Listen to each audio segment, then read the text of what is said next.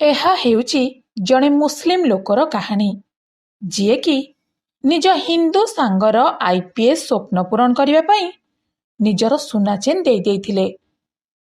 ନିଜ ସୁନା ଚେନ୍ ବିକ୍ରି କରିଦେଇଥିଲେ।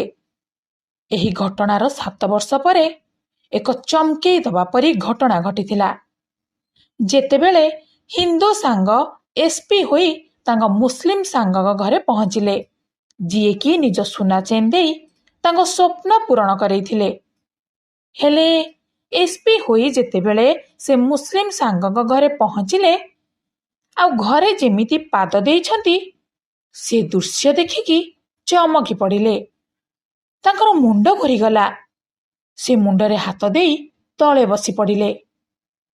ତ ଆପଣଙ୍କ ମନରେ ନିଶ୍ଚୟ ଆସୁଥିବ କି ଏମିତି କ'ଣ ହେଲା ସେ ମୁସଲିମ ସାଙ୍ଗ ସହିତ? ଘର ଭିତରେ SP ସାହେବ ଏମିତି କି ଦୃଶ୍ୟ ଦେଖିଲେ? ପୁରା ସତ ଜାଣିବା ପାଇଁ ଭିଡିଓର ଶେଷ ଯାଏଁ ଦେଖନ୍ତୁ। ଆପଣ ବି ଚକିତ ହୋଇଯିବେ। ଏମିତି ଉଦାହରଣ ଆପଣ କେବେ ବି ଦେଖିନଥିବେ। ଭିଡିଓକୁ ଲାଇକ୍ ଓ ସେୟାର ନିଶ୍ଚୟ କରିଦେବେ।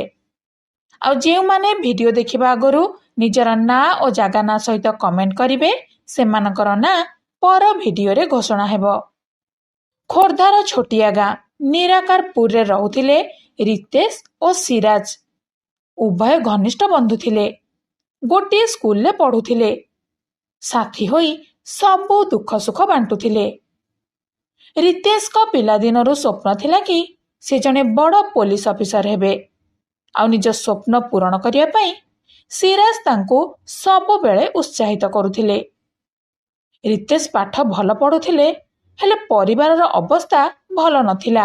ତାଙ୍କ ପାଖରେ ଏତେ ସାଧନ ନଥିଲା ଯେ ସେଥିରେ ସେ ସ୍ୱପ୍ନ ପୂରଣ କରିପାରିବେ। ସିରାଜଙ୍କ ପରିବାରର ଆର୍ଥିକ ଅବସ୍ଥା ଠିକଠାକ ଥିଲା।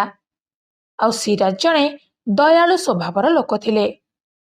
ସେ ରିତେଶଙ୍କୁ ସାହାଯ୍ୟ କରିବାକୁ ଚାହୁଁଥିଲେ। ଦିନେ ନିଜର ସ୍ୱପ୍ନ ଓ ପରିବାରର ଆର୍ଥିକ ଅବସ୍ଥା କହି ସିରାଜ ଆଗରେ ରିତେଶ କାନ୍ଦି ପକେଇଲେ। ଆଉ ସାଙ୍ଗ ଆଖିରେ ଲୁହ ଦେଖି ସିରାଜ ସାଙ୍ଗେ ସାଙ୍ଗେ ନିଜର ସୁନା ଚେନ୍ ଖୋଲି ରିତେଶଙ୍କ ହାତରେ ଧରାଇ ଦେଲେ। କହିଲେ, ଏ ଚେନ୍ ବିକି ତୁ ତୋର କୋଚିଂ ପାଇଁ ବହି ଆଉ ଅନ୍ୟ ସାମଗ୍ରୀ କିଣିଦେ, ଆଉ ଖୁବ୍ ପରିଶ୍ରମ କର। ମୁଁ ନିଶ୍ଚିତ ଯେ ତୁ ଦିନେ ନା ଦିନେ ବଡ଼ ଅଫିସର ନିଶ୍ଚୟ ହେବୁ। ନିଜ ବନ୍ଧୁତ୍ୱ ଓ ବଳିଦାନକୁ ସ୍ୱୀକାର କରି ରିତେଶ ସେ ସୁନା ଚେନ୍ ନେଇଗଲେ। ଆଉ ସେହି ସ୍ଥାନରେ ହିଁ ପ୍ରତିଜ୍ଞା କଲେ କି ନିଜ ସାଙ୍ଗର ଏ ବଳିଦାନର କରଜ ନିଶ୍ଚୟ ସୁଝିବେ।